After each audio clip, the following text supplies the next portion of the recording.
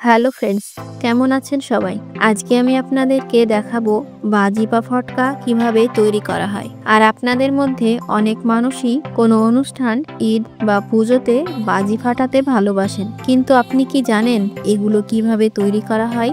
আজকে আমি আপনাদের দেখাবো ফ্যাক্টরিতে এগুলো আসলে কিভাবে তৈরি করা হয়। তো চলুন শুরু করা যাক। তারাকাঠি বা ফুলঝুরি হলো সব থেকে সাধারণ বাজির মধ্যে একটা, যেটা দিয়ে বাচ্চা থেকে বড় সবাই খেলা করে। তো চলুন আমরা জেনে নিই এই ফুলঝুরি বা তারাকাঠি কিভাবে তৈরি করা হয়। সর্বপ্রথম একটা বড় স্ট্রাকচারে তামার তার ঢুকানো হয় আর আরেকটি ছাঁচের মধ্যে এটি প্যাক করা হয়। পরে একটি লকের সাহায্যে এগুলো টাইট করা হয়। তারপর তারাগুলোকে একটা বারুদের পেস্টের মধ্যে ডোবানো হয়।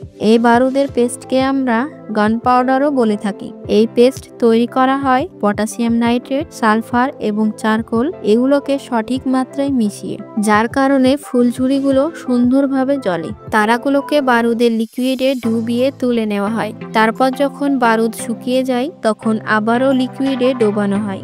আর এটা এই কারণেই করা হয় যাতে এগুলো মোটা হয়ে যায়। তারাকাঠির দাম হিসেবে সাইজ হয়ে থাকে।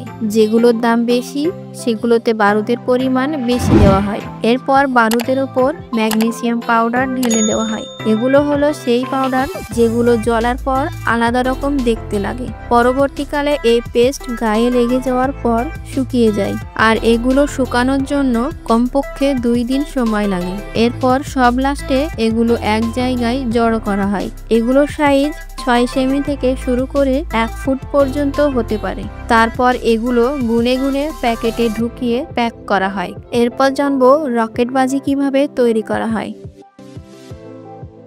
রকেট ছাড়া দিওয়ালি বা নিউ ইয়ারের কথা চিন্তাই করা যায় না। তো চলুন আমরা জেনে নিই আকাশ চমকানো কালারিং এই বাজি আসলে কিভাবে তৈরি করা হয়। সর্বপ্রথমে বড় বড় কার্ডবোর্ডকে ছোট ছোট গোল আকারে কাটা হয়। এবার একটা কার্ডবোর্ডকে রোল করা হয় এবং এর টিউব তৈরি করা হয়।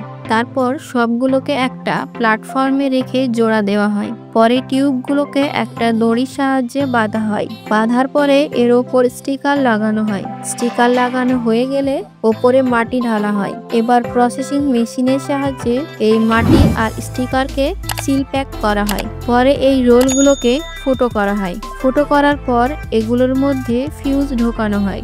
আর রকেট ফিউজে হাইলি সেনসিটিভ বারুদ দেওয়া থাকে, যার ফলে একটু আগুন পেলেই জ্বলে যায়। সমস্ত ফিউজ লাগানোর পর এবার এগুলোকে 30 থেকে 40 সেটে অ্যারেইন করা হয় এবং ওপর থেকে গান পাউডার ঢালা হয়।